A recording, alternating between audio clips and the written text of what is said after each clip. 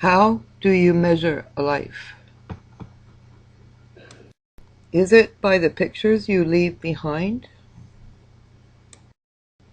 My dad took a lot of pictures of me when I was a kid.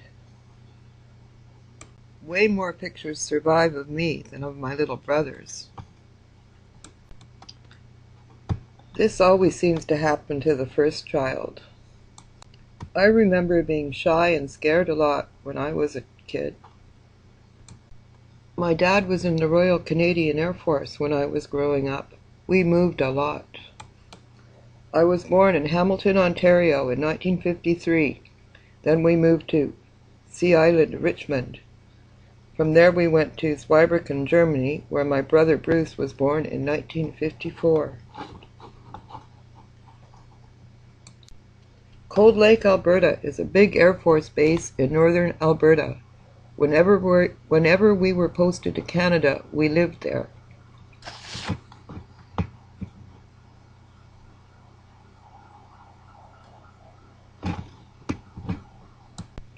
After a time, we went back to Europe, spending a year in Gros-Tonquin, France. Then we spent a year in Germany. After that, we lived in Sardinia, Italy. Sardinia is a large island in the middle of the Mediterranean Sea. We lived on the Lido beach with all the other Canadians in Cagliari, the capital city of Sardinia. I took swimming lessons in the warm Mediterranean Sea.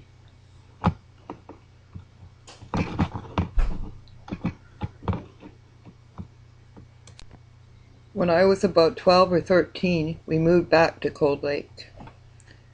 My dad retired in 1967 and we bought a house in Victoria, BC, where I lived since the age of 15 until 1991 when I moved to Vancouver.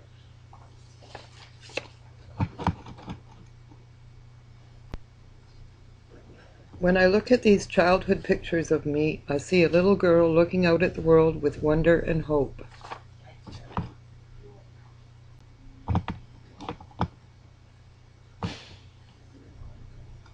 What will become of me in my future?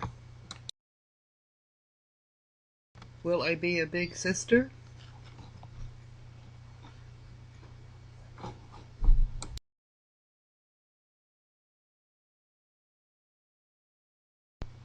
A mother?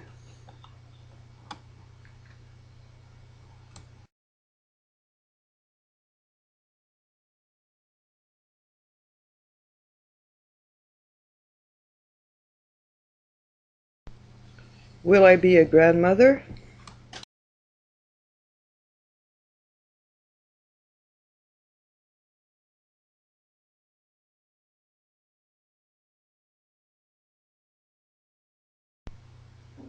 An artist?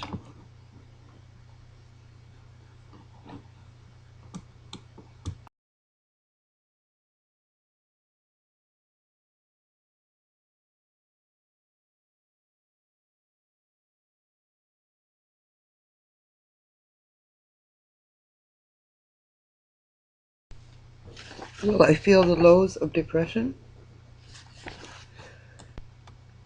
Will I have a lot of fun? My father, Ian, like me, loved to draw and paint and take pictures. I remember him as being remote and distant when I was a child.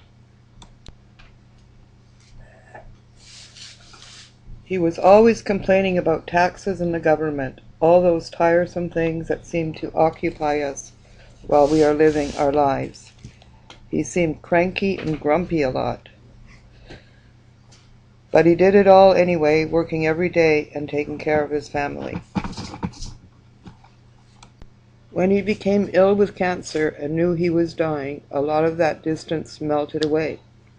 His eyes would light up at the sight of my little daughter. He could say, "I love you," when I visited him in the hospital.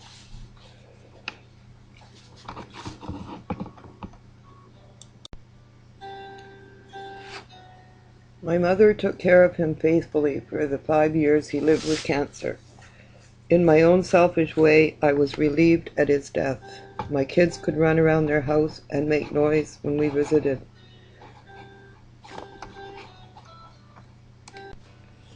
When he died in 1985, I found out just how many people admired and respected him. He was a quiet, gentle man who loved life and always did his best. When I started to collect the pictures for this story, I realized one thing. I only had 2 pictures of my father, and they were both of the back of his head. Old man, take a look at my life.